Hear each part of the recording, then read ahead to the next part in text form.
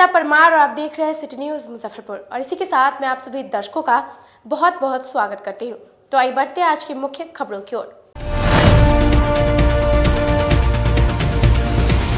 तमिलनाडु के कुन्नर हादसे में मारे गए सीडीएस जनरल विपिन रावत और सैनिकों को एनसीसी समेत कई विभिन्न संगठनों ने दी श्रद्धांजलि।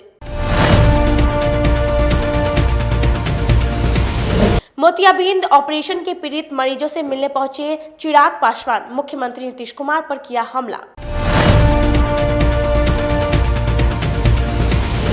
और शहर में विकास कार्यों में तेजी लाने को लेकर मेयर राकेश कुमार ने निगम कर्मचारियों के साथ की बैठक।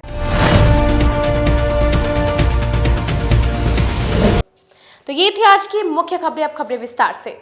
मोतियाबिंद के ऑपरेशन में आंख गंवाने वाले मरीजों से मिलने के लिए पहुंचे एसकेएमसीएच पहुंचे चिराग पासवान, मुख्यमंत्री नीतीश कुमार पर जमकर हमला किया। लोजपा सुप्रीमो चिराग पासवान गुरुवार को आई हॉस्पिटल के लापरवाही से पीड़ित मरीजों का हाल जानने के लिए एसकेएमसीएच पहुंचे, जहां पर पीड़ितों से मिले और उनकी सारी मामले की जानकारी लेते हुए पीड़ितों की समस्या से अवगत हुए।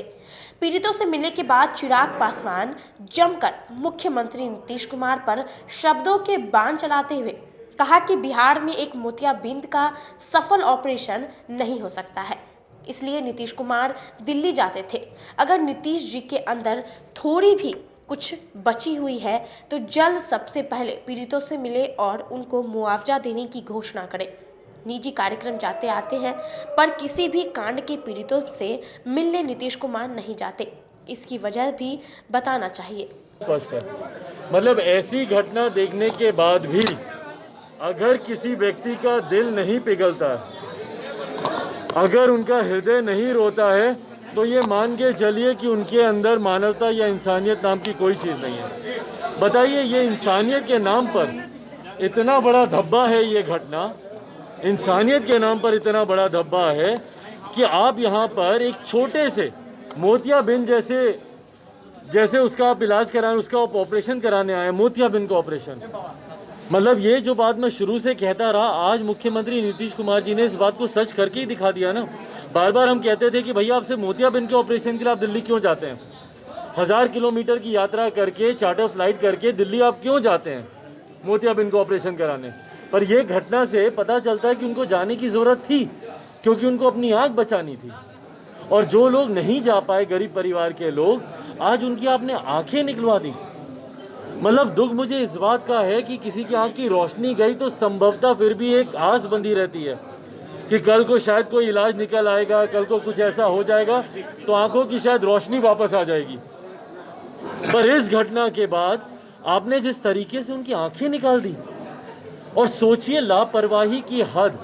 ऐसे लोगों को डॉक्टर रहने का क्या अधिकार है, या ऐसे अस्पताल को चलने का क्या अधिकार है जब आपकी बाईं आंख में तकलीफ है, आप दाईं आंख का आप ऑपरेशन कर रहे हैं। सरकारी सदर अस्पताल में नहीं है व्यवस्था तो लोगों के पास निजी में जाने की मजबूरी है। और निजी अस्पताल का भी सुन लीजिए, कुछ मरीजों ने यहाँ पे बताया कि वो लोग निजी अस्पताल में भी गए, दृष्टिपुंज या कौन से 1-2 और अस्पताल हैं, वहां पर भी जिस तरीके से उनके साथ, तो क्यों ऐसे हॉस्पिटल्स को आप लाइसेंस दे के रखे हुए हैं। दुर्घटना में मारे गए सीडीएस जनरल विपिन रावत और उनकी पत्नी समेत अन्य सैन्य अफसरों को एनसीसी द्वारा श्रद्धांजलि दी गई। तमिलनाडु के कुन्नर में विमान दुर्घटना में सीडीएस जनरल विपिन रावत और उनकी पत्नी समेत अन्य सैन्य अफसरों की आकस्मिक मौत से पूरे देश में शोक की लहर है। वहीं जिले में गुरुवार को कई जगहों पर जनरल विपिन रावत को श्रद्धांजलि देने के लिए शोक सभा का आयोजन किया गया। इसी कड़ी में आरबीबीएम कॉलेज में एनसीसी कैंडिडेटों के द्वारा जनरल विपिन रावत की याद में शोक सभा का आयोजन किया गया और शोक संवेदना जाहिर की गई। वहीं कॉलेज की एनसीसी कैंडिडेटों ने बताया कि सेना में महिलाओं के लिए तीनों सेनाओं की एकजुटता के लिए और सर्जिकल स्ट्राइक पर कर पूरी दुनिया को बदलते भारत की तस्वीर पेश करने वाले जनरल विपिन रावत की मौत से वह सभी बेहद आहत हैं। जय हिंद। मैं अंजलि कुमारी आरबीबीएम कॉलेज की एनसीसी कैंडिडेट हूँ। मैं आप लोगों को बिपिन रावत जी के बारे में कुछ बताना चाहती हूँ। उन्होंने थल सेना, जल सेना और वायु सेना तीनों को उन्हें कमांडर घोषित किया गया था। वो हमारे लिए विभिन्न प्रकारों का कार्य किए थे। उन्होंने पहले जो महिलाओं के लिए इस सेना में योगदान दिया था और उनका इसमें आगमन करवाया था। उन्हें विभिन्न प्रकार की उपलब्धियां भी हासिल हुई थी सेनाओं में। उन्हें विभिन्न प्रकार का पुरस्कार से भी सम्मानित किया गया था। वे हमारे देश के शांति में बहुत बड़ा योगदान प्रदान किए थे। जम्मू कश्मीर की विभिन्न प्रकार की बाहरी आक्रमणों, दुश्मनों के आक्रमणों से उन्होंने हमारे देश की रक्षा की थी। आज बहुत दुखद की बात है कि मैं उनको पूर्ण रूप से अपने college and NCC candidate and college की सारी सर, प्रिंसिपल मैम सभी के साथ उनको मैं तहे दिल से श्रद्धांजलि देती हूँ। इन्हीं सब रितु रानी आरबीपीएम कॉलेज से हूँ एंड मेरा बिपिन रावत जो है उनकी मृत्यु से देश को बहुत बड़ा धक्का लगा है और हम उनके साथ हमने 11 अपने सैनिकों को खोया है। एंड बिपिन रावत जो थे वो सबसे पहले लड़कियों के लिए एंट्री दिलवाए सेना में और बहुत बड़ा उनका योगदान रहा है। इसी बहुत सारे ऐसा काम किए जिनसे देश उनको हमेशा याद रखेगा। इसी के साथ मैं अपने वाणी को खुदीराम बोस स्मारक स्थल पर भाजपा सैनिक प्रकोष्ठ के द्वारा सीडीएस विपिन रावत के निधन पर श्रद्धांजलि सभा का आयोजन किया गया। Chief of defence Vipin Rawat और उनकी पत्नी सहित अन्य सेना के जवानों की आकस्मिक निधन पर गुरुवार को कंपनी बाग स्थित शहीद खुदीराम बोस स्मारक स्थल पर भाजपा सैनिक प्रकोष्ठ के द्वारा श्रद्धांजलि सभा का आयोजन किया गया। भाजपा सैनिक प्रकोष्ठ के सदस्यों के द्वारा 2 मिनट का मौन रख और कैंडल जलाकर दिवंगत आत्मा की शांति के लिए प्रार्थना की गई। इस दौरान पूर्व मंत्री सुरेश शर्मा सहित कई भाजपा नेता भी मौजूद रहे। भाजपा जिला अध्यक्ष रंजन कुमार ने बताया कि chief of defence Vipin Rawat के रूप में भारत ने अपने सबसे मजबूत प्रहरी को खो दिया है, जिनकी कमी हमेशा खलेगी। भारत देश ने एक ऐसे अनमोल रत्न को खो दिया है जो एक ऐसा सच्चा सैनिक था जिससे हमारे देश की सीमा सुरक्षित रहती थी और उन्होंने ऐसी व्यवस्था कर दी कि जो हमारे पड़ोसी देश खास करके पाकिस्तान और चाइना के द्वारा जो हमेशा सीमा पर छेड़छाड़ किया जाता था, इनकी रणनीति ने उस छेड़छाड़ को विराम सा लगा दिया था और इनकी एक रणनीति थी करारा जवाब देने का। जो इतना करारा जवाब जो अगर भारत को छेड़ता था तो इतना करारा जवाब दिया जाता था कि वो फिर आगे भविष्य में उसी का आज नतीजा है कि हमारे पड़ोसी दुश्मन हिम्मत नहीं जुटा पा रहे हैं। आकस्मिक कल हेलीकॉप्टर हादसे में उनका चला जाना इस देश को एक बहुत बड़ा धक्का लगा है। आने वाले दिनों में इसकी भरपाई में काफ़ी वक्त लगेगा। सारा देश शोकाकुल है और हम ईश्वर से प्रार्थना करते हैं कि उनकी दिवंगत आत्मा को शांति प्रदान करे और भारतवासियों को एक बल प्रदान करे जो इतनी बड़ी क्षति को सहने की उनमें शक्ति आ सके। सहबाजपुर पंचायत के मुखियापति मोहम्मद इनायत के हर्ष फायरिंग किए जाने वाला वीडियो वायरल होने के बाद पुलिस ने गिरफ्तार किया। जिले में हर्ष फायरिंग का एक वीडियो सोशल मीडिया पर तेजी से वायरल हो रहा है। वीडियो में शादी समारोह में एक शख्स डीजे की धुन पर फायरिंग कर रहा है। फायरिंग करने वाला व्यक्ति की पहचान अहियापुर के सहबाजपुर पंचायत के मुखिया के पति मोहम्मद इनायत है। वायरल वीडियो 8 दिसंबर की रात का बताया जा रहा है। वहीं मुखिया पति ने इस संबंध में कहा कि यह वीडियो 2 साल पुरानी है। वहीं इस वीडियो को एक पैक्स अध्यक्ष ने सोशल मीडिया पर पोस्ट करते हुए डीएम, एसएसपी और पुलिस मुख्यालय से अविलंब कार्रवाई की मांग की थी। यह वीडियो सिर्फ 7 सेकंड का है, जिसमें दिख रहा है कि एक समारोह का आयोजन चल रहा है। काफी संख्या में लोग डीजे की धुन पर थिरक रहे हैं। इसी दौरान मुखिया पति पिस्टल निकालकर आकाश की तरफ एक राउंड फायरिंग करते हैं और निकल जाते हैं। वहीं वीडियो वायरल होने के बाद मामला पुलिस तक भी पहुंच गया है। इस संबंध में एसएसपी जयंतकांत ने वीडियो का सत्यापन कर कार्रवाई करने का आदेश दिया था। गुरुवार को नगर डीएसपी रामनरेश पासवान ने मामले की जांच के बाद मुखिया पति मोहम्मद इनायत खान को पूछताछ के लिए लाया गया है। आगे विधि सम्मत कार्रवाई की जाएगी। का वीडियो वायरल हुआ था हर्ष फायरिंग का, क्या कुछ इसमें? हर्ष फायरिंग का एक वीडियो वायरल हुआ है। सहबाजपुर के मुखिया पति हैं इनायत खान, उनका वीडियो वायरल हुआ है और उसमें वो पिस्टल से फायरिंग करते हुए दिख रहे हैं। इसी के सत्यापन एवं आवश्यक कार्रवाई में उनको अहियापुर थाना पे लाया गया है और पूछताछ के बाद जो भी विधि सम्मत कार्रवाई होगी उनके विरुद्ध किया जाएगा।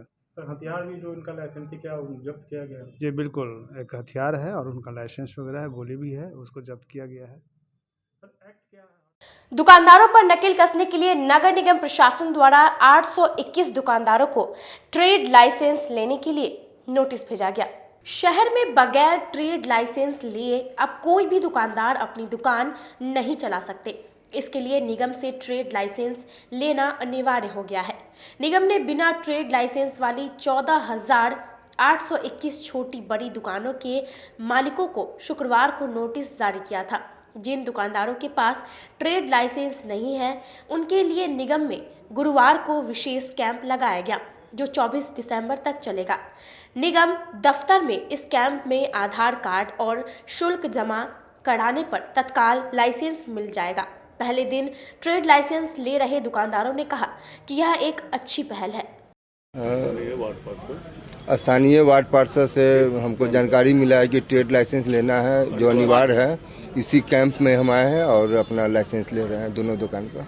मोबाइल एसोसिएशन से भी जुड़े हैं तो बाकी दुकानदारों को भी जागरूक। हाँ, बाकी दुकानदारों को भी हम अनुरोध करेंगे कि अपना अपना ट्रेड लाइसेंस ले लें। वहीं मेयर राकेश कुमार पिंटू ने बताया कि इससे निगम की सालाना आमदनी तकरीबन 3 करोड़ रुपए बढ़ जाएगी।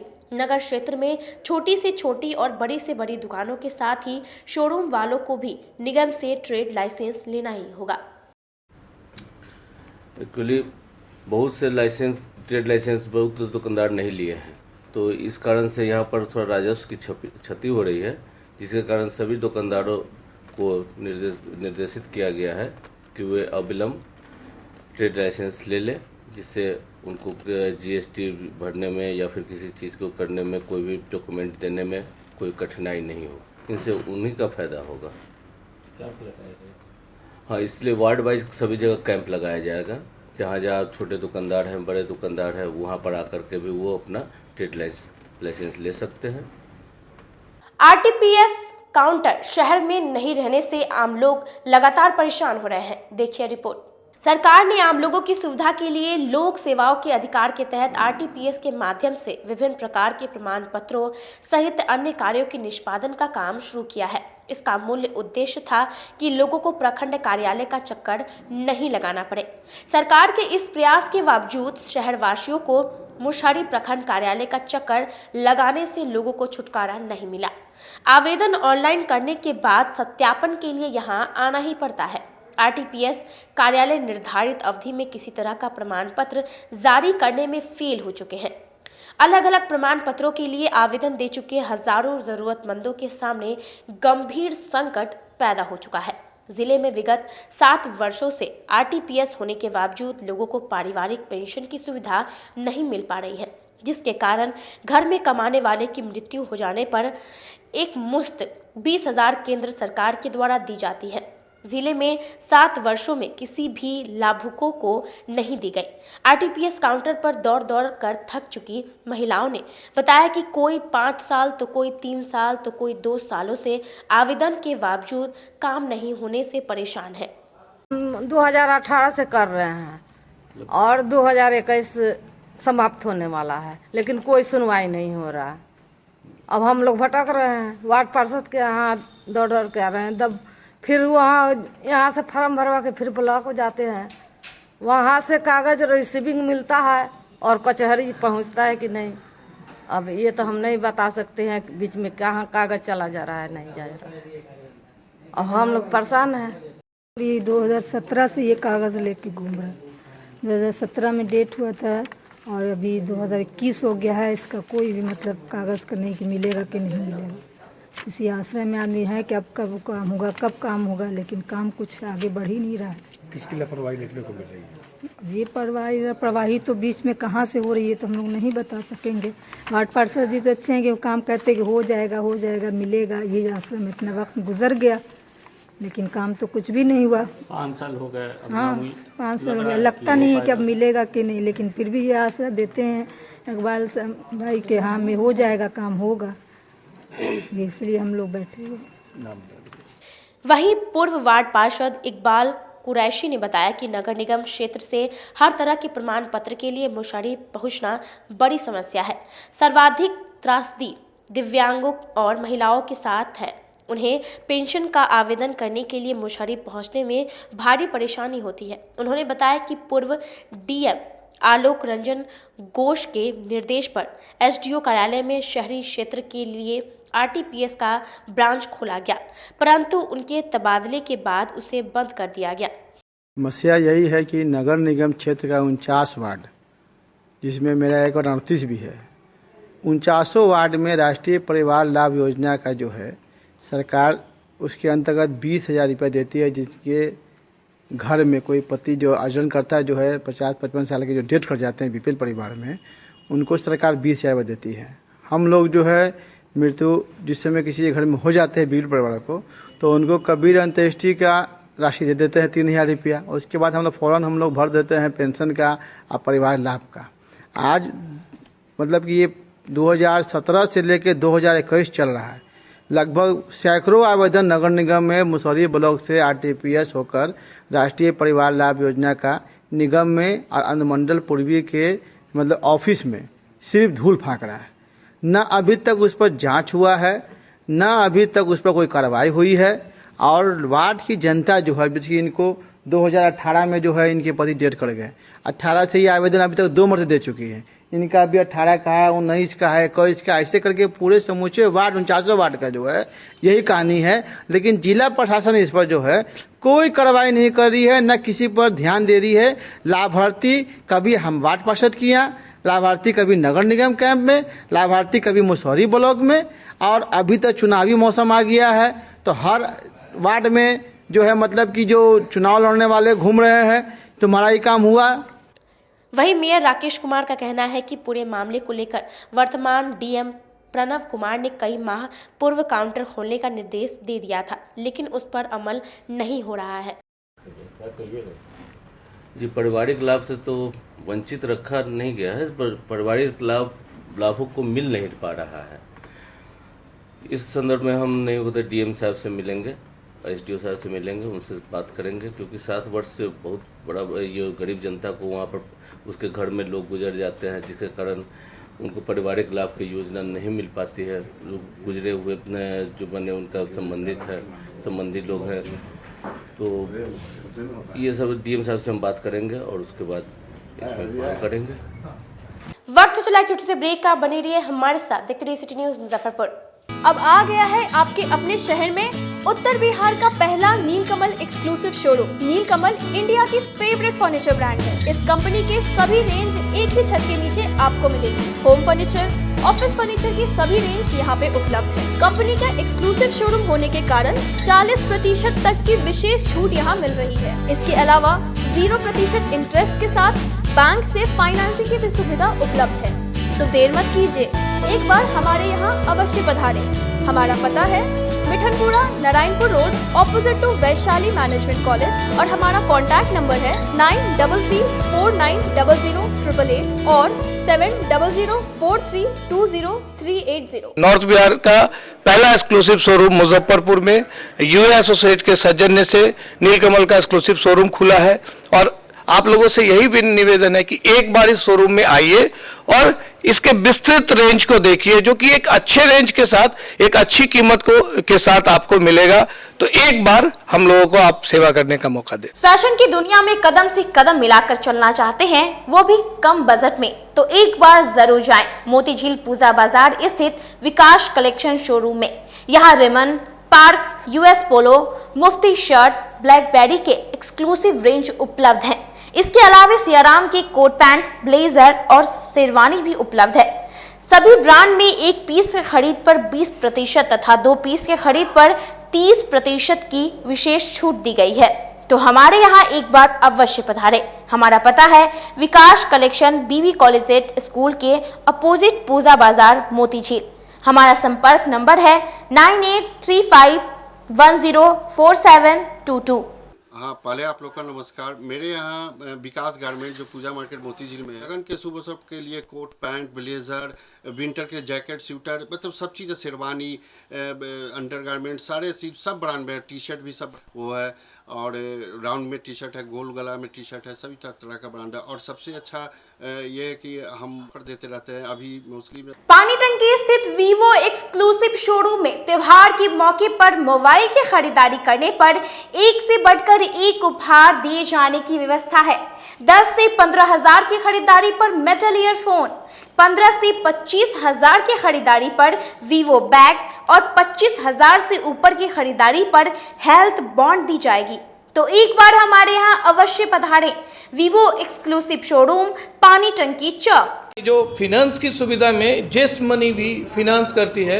एक अच्छी बात यह है कि इंडिया के नागरिक होने के नाते आपको कहीं के भी नागरिक हैं, आपको यहाँ भी फिनांस मिलेगा जेस्ट मनी के माध्यम से। ये एक बेहतर बात है। अगर आप कहीं के भी रहने वाले और मुजफ्फरपुर में आप मोबाइल खरीदना चाहते हैं, आपके पास आधार या डॉक्यूमेंट दूसरे जगह का है, फिर भी हमारे यहाँ आपको जेस्ट मनी के माध्यम से आपको फिनांस की सुविधा मिलेगी। पहले ये सुविधा नहीं थी और बहुत जगहों पर ये सुविधा अभी भी नहीं है। ये हमारे शोरूम में आपको मिल पाएगा। ब्रेक के बाद एक बार फिर से आप सभी दर्शकों का बहुत बहुत स्वागत है। तो आइए बढ़ते अगली खबरों की ओर। वार्ड नंबर 40 के शुक्ला रोड में चलंत अस्पताल द्वारा 52 मरीजों का स्वास्थ्य परीक्षण किया गया। राष्ट्रीय पिछड़ा आयोग के अध्यक्ष डॉक्टर भगवान लाल सुहानी के पहल पर गुरुवार को गेल इंडिया के द्वारा चलंत अस्पताल के द्वारा वार्ड 40 शुक्ला रोड के अंतर्गत 52 मरीजों को स्वास्थ्य परीक्षण किया गया, जिसमें लगभग 30 से अधिक मरीजों को ब्लड, शुगर, बीपी इत्यादि का जांच किया गया। कैंप के दौरान समाज सेवी अमरेंद्र कुमार अमर ने कहा कि आने वाले समय में लोगों के घर घर पहुंचकर इस अस्पताल के माध्यम से उनका स्वास्थ्य परीक्षण किया जाएगा तथा उन्हें उचित देखरेख की सलाह दी जाएगी। क्या कुछ चल रहा है यहाँ पर? ये मोबाइल 1000 है। ये गेल और वोखाट के सहयोग से चलाई जा रही है। ये वैन आपको जो भी शहरी और ग्रामीण क्षेत्र में जाती है और जो भी असहाय लोग हैं उनका मुफ्त में इलाज होता है। हमारे यहाँ जाँच सुविधा उपलब्ध है और साथ में मेडिसिन भी फ्री में दी जाती है। किस तरह की जाँच? यहाँ प्राइमरी हेल्थ केयर सर्विसेज है, खांसी, सर्दी, बुखार, दर्द वगैरह का, साथ में बीपी, शुगर, ये सब का ट्रीटमेंट होता है यहाँ। राष्ट्रीय पिछड़ा वर्ग आयोग के अध्यक्ष माननीय डॉक्टर भगवान लाल सोहनी जी के पहल पर ये gas authority of India limited की और वोखाट कंपनी के द्वारा ये चलंत मोबाइल के द्वारा लोगों को जगह जगह पर स्वास्थ्य परीक्षण किया जा रहा है। इसमें विशेषज्ञ डॉक्टर के द्वारा जांच करने के बाद ज़रूरत होने पर बीपी, शुगर, ब्लड शुगर का जांच करने के बाद उनको उचित दवा दिया जाता है और अगर ज़्यादा प्रॉब्लम होने पर उनको बाहर रेफ़र किया जाता है। इस सौजन्य में मतलब डॉक्टर ब्रह्मानंद साहनी जी, हमारे दीपक पोद्दार जी का बहुत बड़ा सहयोग इसमें रहा है। शहर में चल रहे विकास कार्यों में तेजी लाने को लेकर मेयर राकेश कुमार ने निगम के अधिकारियों के साथ अहम बैठक की। शहर की समस्या को लेकर मेयर राकेश कुमार पिंटू के द्वारा गुरुवार की देर शाम निगम सभागार में वार्ड पार्षदों और निगम संवेदकों के साथ बैठक हुई। इसमें शहर में विकास कार्यों को तेज करने और आपसी समन्वय के साथ काम करने का निर्णय लिया गया। बैठक में पार्षदों ने मेयर से सभी वार्डों में विकास कार्यों को प्राथमिकता देने और खासकर पिछड़े वार्डों को आगे लाने के लिए विशेष मदद का प्रस्ताव रखा। मेयर राकेश कुमार पिंटू ने पार्षदों को भरोसा दिलाया कि शहर में विकास कार्यों की गति को बढ़ाने के लिए वह हर संभव प्रयास करेंगे। अभियंताओं की कमी के कारण फिलहाल योजनाओं के क्रियान्वयन में विलंब हो रहा है, इसे शीघ्र दूर किया जाएगा। बैठक में मेयर ने सभी ठेकेदारों से सहयोग की अपील की और भरोसा दिलाया कि वह शहर के विकास में हर संभव मदद देंगे। साथ ही कहा कि विकास कार्यों में जल्द तेजी लाएं, कार्यों को समय समय पर पूरा करने में जो भी समस्या आ रही है उसे जल्द ही दूर किया जाएगा और कार्यों में विलंब और कोताही बिल्कुल बर्दाश्त नहीं की जाएगी। आज हमने नल जल और जितने भी रोड नाला के ठेकेदार हैं उनसे बैठक कर रहे हैं विचार वजह से, जिसमें उनको कहा जाएगा कि जल्द से जल्द हमको काम टाइम पीरियड के अंदर में आप काम पूरा कर दें ताकि किसी तरह की कठिनाई नहीं हो जनता को। जो संवेदक हैं जो समय काम पूरा नहीं कर वही नहीं जैसे है क्या कि माने बहुत से संवेदक 10 जगह काम ले लेते हैं और एक जगह स्टार्ट करते हैं, फिर जाकर के उसके बाद दूसरे जगह काम स्टार्ट करेंगे, यहाँ का पेमेंट हो जाता है तो फिर दूसरे जगह जाते हैं। तो ऐसे संवेदक को चिन्हित करके उनको बोला जाएगा कि आप सभी चूँकि आप 10 जगह लिए तो ये आपका हेडेक है सभी जगह काम करना। आपके पास आर्थिक प्रॉब्लम है तो ये आप समझिए, निगम तो इसके लिए जिम्मेवार नहीं है। आपको इमीडिएट सब जगह काम स्टार्ट करना होगा और काम में तेजी लाना होगा। आरबीपीएम कॉलेज परिसर में भ्रष्टाचार विरोधी दिवस पर पोस्टर प्रतियोगिता का आयोजन किया गया। अंतर्राष्ट्रीय भ्रष्टाचार विरोध दिवस के अवसर पर गुरुवार को आरबीपीएम कॉलेज के राजनीति शास्त्र विभाग द्वारा भ्रष्टाचार विरोधी दिवस पर पोस्टर प्रतियोगिता का आयोजन किया गया, जिसमें मुख्य अतिथि कॉलेज के प्राचार्य डॉक्टर ममता रानी थी। डॉक्टर ममता रानी ने बताया कि दुनिया भर में 9 दिसंबर को अंतर्राष्ट्रीय भ्रष्टाचार विरोधी दिवस के रूप में मनाया जाता है। भ्रष्टाचार एक दीमक की तरह है जो हमारे समाज, हमारी अर्थव्यवस्था और पूरे देश को खोखला कर रहा है। यह समाज और देश के विकास में बड़ी बाधा है। दुनिया का लगभग प्रत्येक देश इस समस्या से ग्रसित है। इसको ध्यान में रखते हुए 31 अक्टूबर 2003 को भ्रष्टाचार के खिलाफ संयुक्त राष्ट्र के सम्मेलन में प्रस्ताव पारित हुआ था। उसके बाद से हर साल 9 दिसंबर को अंतर्राष्ट्रीय भ्रष्टाचार विरोधी दिवस मनाया जाता है, जिसके तहत महाविद्यालय में पोस्टर प्रतियोगिता का आयोजन किया गया, जिसमें सफल प्रतिभागियों को पुरस्कृत भी किया गया। आज 9 दिसंबर को एंटी करप्शन डे है, तो हमारे पॉलिटिकल साइंस विभाग द्वारा एक पोस्टर प्रतियोगिता का आयोजन किया गया, जिसमें लड़कियों ने पोस्टर के जरिए भ्रष्टाचार को ना कहिए यह संदेश देने की कोशिश की है। लड़कियों ने इस तरीके का संदेश दिया है कि भारतवर्ष डेमोक्रेसी के लिए करप्शन बहुत घातक है, लेकिन डेमोक्रेसी में वो फलता फूलता भी बहुत तेजी से है, तो हमें करप्शन को कम करना चाहिए। इसका संदेश उन्होंने पोस्टर के जरिए दिया है, जिसके लिए प्राइज की भी व्यवस्था की गई है। जिन लड़कियों का पहला, दूसरा और तीसरा स्थान पर जजेज चयन करेंगी, उनको महाविद्यालय पुरस्कृत भी करेगा। समाहरणालय परिसर से कोविड टीकाकरण तथा आत्मनिर्भर जागरूकता रथ को 2 जिलों के लिए सभी प्रखंडों के लिए हरी झंडी दिखाकर रवाना किया गया।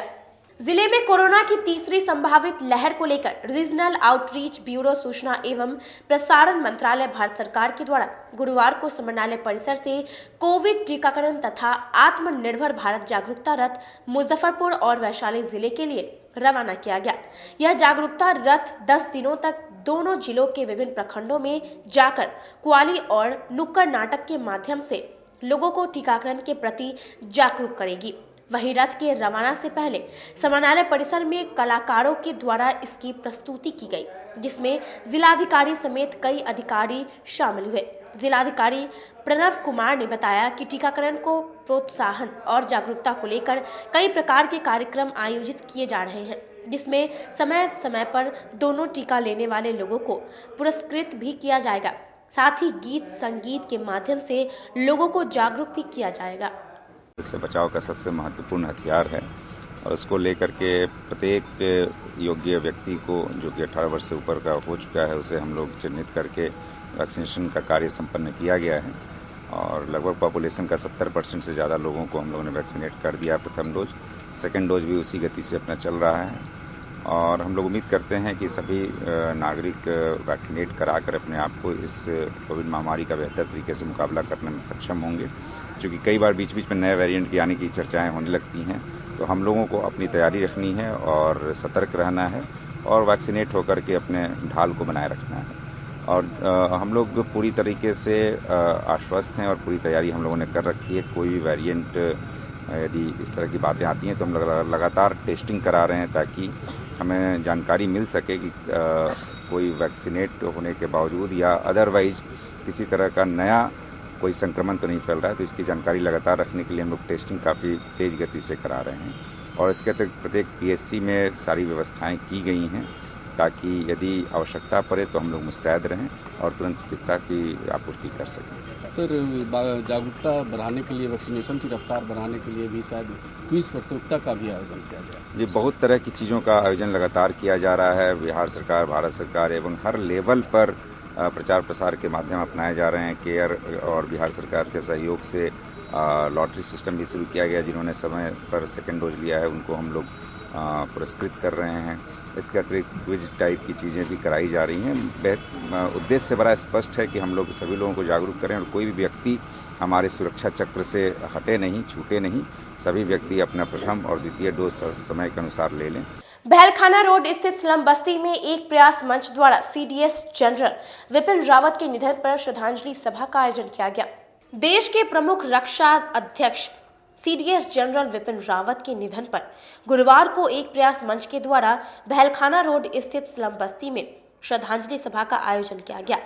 मंच के संस्थापक संजय रजक ने कहा कि देश के पहले प्रमुख रक्षा अध्यक्ष जनरल विपिन रावत की बुधवार को एक हेलीकॉप्टर हादसे में मौत हो गई। हादसे में जनरल रावत व उनकी पत्नी समेत 13 लोगों की मौत हो गई, जो कि बहुत दुखद है। आज मंच के द्वारा श्रद्धांजलि कार्यक्रम में सभी लोगों ने उनके चित्र पर पुष्प अर्पित कर शत नमन किया। आज एक प्रयास मंच के द्वारा बहलखाना स्लम बस्ती में देश के पहले रक्षा प्रमुख जनरल बिपिन रावत के निधन पर श्रद्धांजलि कार्यक्रम का आयोजन किया गया। जनरल बिपिन रावत तमिलनाडु के डिफेंस सर्विस स्टाफ कॉलेज जा रहे थे। इसी बीच हेलीकॉप्टर क्रैश हो गया, जिसमें हेलीकॉप्टर में उनकी पत्नी के साथ 13 लोग सवार थे और हादसा में उनकी पत्नी के साथ 13 लोग की मौत, जो कि बहुत दुखद है। आज उनके निधन पर सभी लोगों ने उनके चित्र पर पुष्प अर्पित कर सशक्त नमन किया। संजय रजक, संस्थापक एक प्रयास मंच। आज के लिए बस इतना ही। कल फिर हाजिर होंगे कुछ नई खबरों के साथ। तब तक के लिए मुझे और मेरी पूरी न्यूज टीम को दीजिए इजाजत। नमस्कार।